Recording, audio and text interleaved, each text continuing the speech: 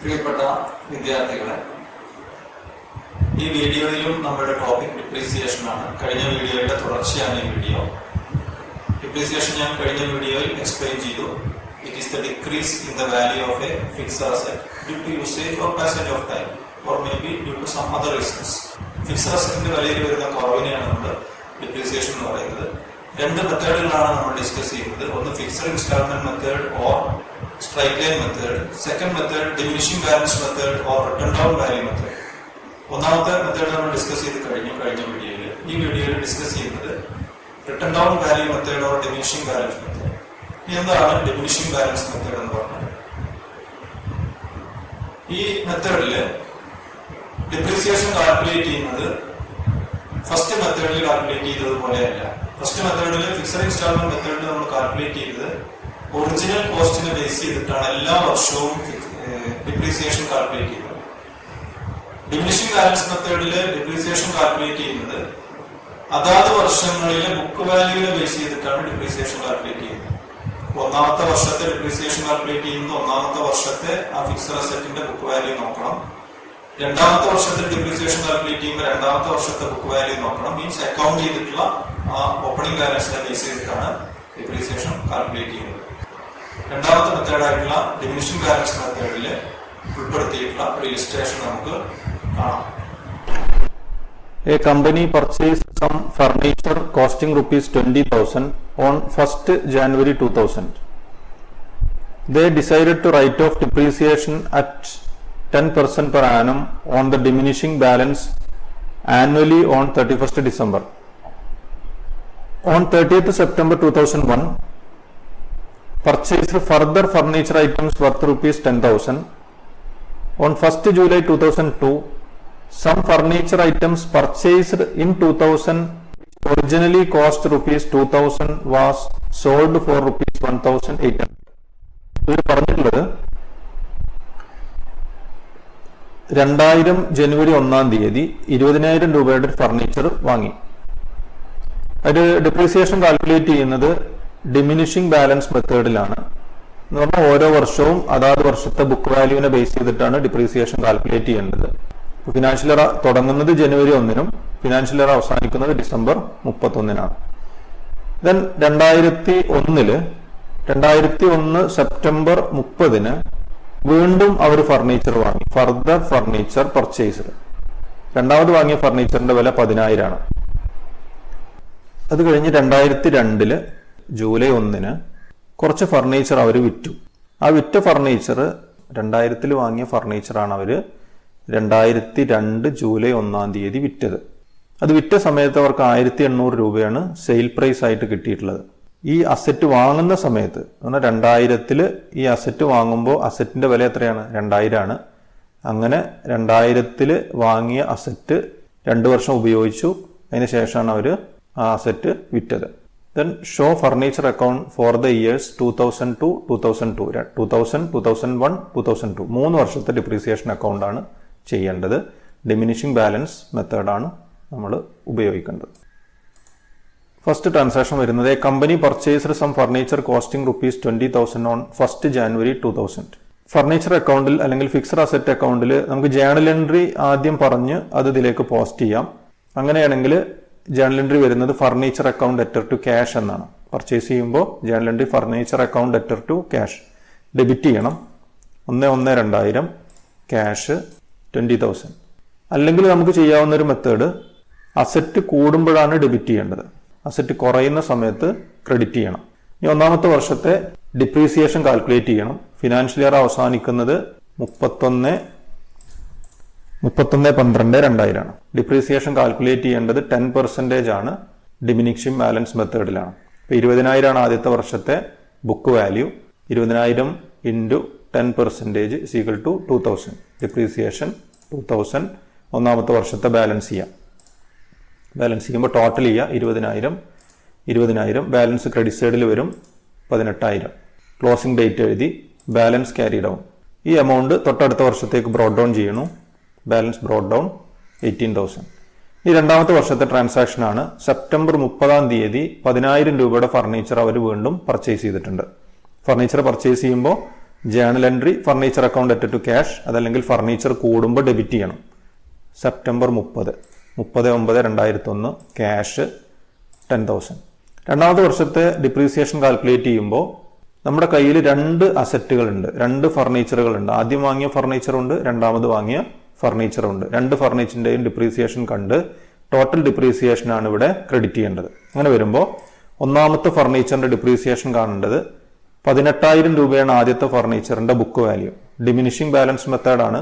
ഓരോ വർഷത്തെയും book value നോക്കി അതിന്റെ ഡിപ്രീസിയേഷൻ ആണ് എടുക്കേണ്ടത്. അങ്ങനെ വരുമ്പോൾ ഒന്നാമത്തെ ഫർണിച്ചറിന്റെ വില 18,000 ഇൻറ്റു 10% 1,800. രണ്ടാമത്തെ അസറ്റിന്റെ വില 10,000 ആണ്. അത് നമ്മൾ പർച്ചേസ് ചെയ്തത് 30/9/2001 അങ്ങനെയാണെങ്കിൽ ആ പർച്ചേസ് ചെയ്ത വർഷം ഇത് എത്ര മാസം ഉപയോഗിച്ചു എന്ന് നമ്മൾ ആദ്യം കാൽക്കുലേറ്റ് ചെയ്യണം. 30/9 വാങ്ങിയത്, സെപ്റ്റംബർ 30, ഒക്ടോബർ, നവംബർ, ഡിസംബർ 3 മാസമാണ് ഈ അസറ്റ് നമ്മൾ ഉപയോഗിച്ചത്. ഇപ്പൊ രണ്ടാമത്തെ അസറ്റിന്റെ ഡിപ്രീസിയേഷൻ കാണേണ്ടത് 1 വർഷത്തേക്കല്ല, 3 മാസത്തേക്കാണ്. 10,000 into 10% into 3/12 = 250. Depreciation amount closing date എഴുതാം. ഡിപ്രീസിയേഷൻ ഈ 2 എമൗണ്ടും കൂടിയും ടോട്ടൽ ചെയ്ത് എഴുതണം, 2,050.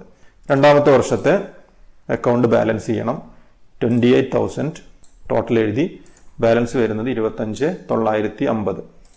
31/12/2001 ബാലൻസ് ക്യാരി ഡൗൺ. ദെൻ അത് നെക്സ്റ്റ് ഇയറിലേക്ക് ബ്രോഡ് ഡൗൺ ചെയ്യാണ്. 3 വർഷത്തെ അക്കൗണ്ടാണ് ചെയ്യാൻ വേണ്ടി ആവശ്യപ്പെട്ടിട്ടുള്ളത്.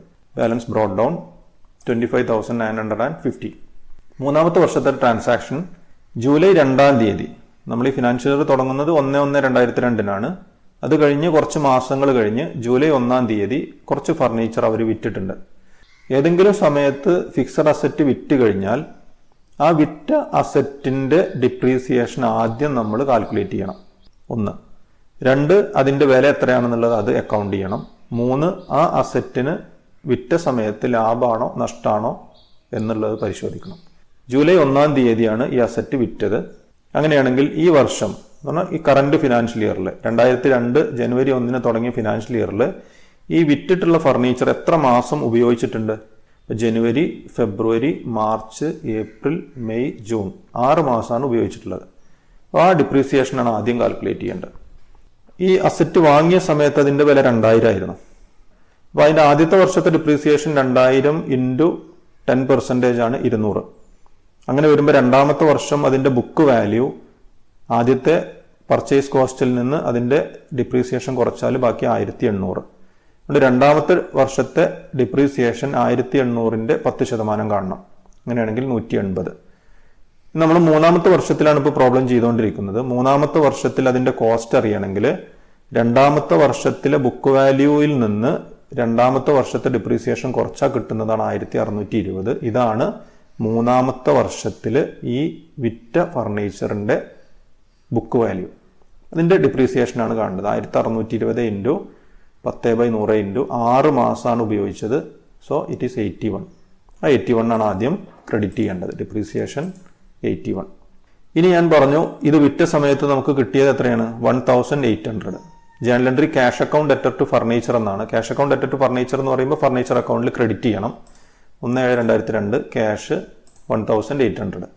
ഇനി നോക്കേണ്ടത് ഈ അസറ്റ് വിറ്റാൽ ലാഭമാണോ നഷ്ടമാണോ അതറിയണമെങ്കിൽ ഈ അസറ്റ് വിൽക്കുന്ന സമയത്ത് ഈ അസറ്റിന്റെ ബുക്ക് വാല്യൂ എത്ര ഉണ്ടെന്ന് അറിയണം. എന്നുള്ള 2.5 വർഷം ഉപയോഗിച്ചതിന് ശേഷമാണ് ഈ അസറ്റ് നമ്മൾ വിൽക്കുന്നത്. അങ്ങനെ വരുമ്പോൾ വാങ്ങുന്ന സമയത്ത് 2,000 ആണ് അതിന്റെ വില. ആദ്യത്തെ വർഷത്തെ ഡിപ്രീസിയേഷൻ 200, രണ്ടാമത്തെ വർഷത്തെ ഡിപ്രീസിയേഷൻ 180, മൂന്നാമത്തെ വർഷം 6 മാസം ഉപയോഗിച്ചു, അതിന്റെ ഡിപ്രീസിയേഷൻ 81. അങ്ങനെ 2.5 വർഷത്തെ ഡിപ്രീസിയേഷൻ കുറച്ചു കഴിഞ്ഞാൽ അതിന്റെ വില വരുന്നത് 1,539 ആണ്. 1,539 രൂപ ബുക്ക് വാല്യൂ ഉള്ള ഒരു അസറ്റ് 1,800 രൂപക്ക് വിൽക്കുമ്പോൾ 261 രൂപ നമുക്ക് പ്രോഫിറ്റ് ആണ്. പ്രോഫിറ്റ് നമ്മൾ ഫൈനൽ അക്കൗണ്ടിൽ ചെയ്തിട്ടുണ്ട്. Profit on sale of asset profit and loss അക്കൗണ്ടിൽ ക്രെഡിറ്റ് ചെയ്യണം. അതേസമയം അത് അസറ്റ് അക്കൗണ്ടിൽ ഡെബിറ്റ് ചെയ്യണം.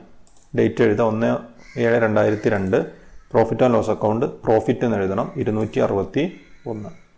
ഈ അഡ്ജസ്റ്റ്മെന്റ് കഴിഞ്ഞു. ഇനി വേണ്ടത് നമ്മുടെ കയ്യിൽ ബാക്കിയുള്ള അസറ്റിന്റെ ഡിപ്രീസിയേഷൻ ഈ വർഷം കംപ്ലീറ്റ് ചെയ്യുന്ന സമയത്ത് എഴുതണം. ഈ വർഷം തുടങ്ങുന്ന സമയത്ത് 25,950 രൂപയുടെ 25,950 രൂപയുടെ അസറ്റാണ് നമ്മളെ കയ്യിലുണ്ടായിരുന്നത്. ആ അസറ്റിലെ 1,620 രൂപയുടെ അസറ്റ് നമ്മൾ വിറ്റിട്ടുണ്ട്. ആ 1,620 രൂപയുടെ ഡിപ്രീസിയേഷൻ നമ്മൾ ആൾറെഡി കാണിച്ചു കഴിഞ്ഞു. അത് വീണ്ടും റിപ്പീറ്റ് ചെയ്യാൻ പാടില്ല. അതുകൊണ്ട് 25,950 നിന്ന് വിറ്റ അസറ്റിന്റെ വില നമ്മൾ കുറക്കണം. ബാക്കി 24,330 രൂപയുടെ അസറ്റ് മാത്രമേ ഈ സമയത്ത് നമ്മുടെ കയ്യിലുള്ളൂ. ആ അസറ്റിന്റെ ഡിപ്രീസിയേഷൻ കാൽക്കുലേറ്റ് ചെയ്യണം. 24,330 ഇൻറ്റു 10/100 = 2,433. ഡിമിനിഷിംഗ് ബാലൻസ് മെത്തേഡാണ്. അതുകൊണ്ടാണ് ഓരോ വർഷത്തെയും ബുക്ക് വാല്യൂ പ്രത്യേകം കാണേണ്ടി വരുന്നത്. ഫിക്സഡ് ഇൻസ്റ്റാൾമെന്റ് മെത്തേഡിലാണെങ്കിൽ അതിന്റെ ഒറിജിനൽ കോസ്റ്റിന്റെ മുകളിലാണ് ഡിപ്രീസിയേഷൻ കാൽക്കുലേറ്റ് ചെയ്യുക. 2,433 ഡിപ്രീസിയേഷൻ ക്രെഡിറ്റ് ചെയ്യുക, ദെൻ ബാലൻസ് ചെയ്യുക, ടോട്ടൽ ചെയ്യുക. 26,211, 26,211 ബാലൻസ് ചെയ്യുമ്പോൾ 21,897. ഈ വർഷത്തെ ക്ലോസിംഗ് ഡേറ്റ് എഴുതി, ബാലൻസ് എഴുതി. ഇങ്ങനെയാണൊരു fixed asset account diminishing balance മെത്തേഡിൽ ഡിപ്രീസിയേഷൻ കാൽക്കുലേറ്റ് ചെയ്യുന്ന സമയത്ത് തയ്യാറാക്കേണ്ടത്. ഈ അസറ്റ് കൂടുന്ന സമയത്തൊക്കെ ഡെബിറ്റ് ചെയ്യണം, പ്രോഫിറ്റ് ഉണ്ടെങ്കിലും ഡെബിറ്റ് ചെയ്യണം. ഡിപ്രീസിയേഷൻ ഉൾപ്പെടെ അസറ്റ് കുറയുന്ന സമയത്തൊക്കെ ക്രെഡിറ്റ് ചെയ്യണം. ഡിപ്രീസിയേഷൻ കുറയും, അസറ്റ് വിറ്റാൽ അസറ്റ് കുറയും. അപ്പം അത്തരം സന്ദർഭങ്ങളിലൊക്കെ ക്രെഡിറ്റ് ചെയ്ത് ബാലൻസ് ചെയ്ത് കഴിഞ്ഞാൽ ഈ പ്രോബ്ലം തെറ്റുകൂടാതെ ചെയ്യാൻ പറ്റും. ഈ ടോപ്പിക്കുമായി ബന്ധപ്പെട്ട് എന്തെങ്കിലും ഡൗട്ടുകൾ ഉണ്ടെങ്കിൽ നിങ്ങൾക്ക് കമൻറ്റ് ചെയ്യാം. ഇത് നിങ്ങൾക്ക് ഉപകാരപ്പെട്ടുവെങ്കിൽ നിങ്ങളെ സുഹൃത്തുക്കളായിട്ട് ഷെയർ ചെയ്യാം. വീണ്ടും മറ്റൊരു വിഷയവുമായിട്ട് കാണാം.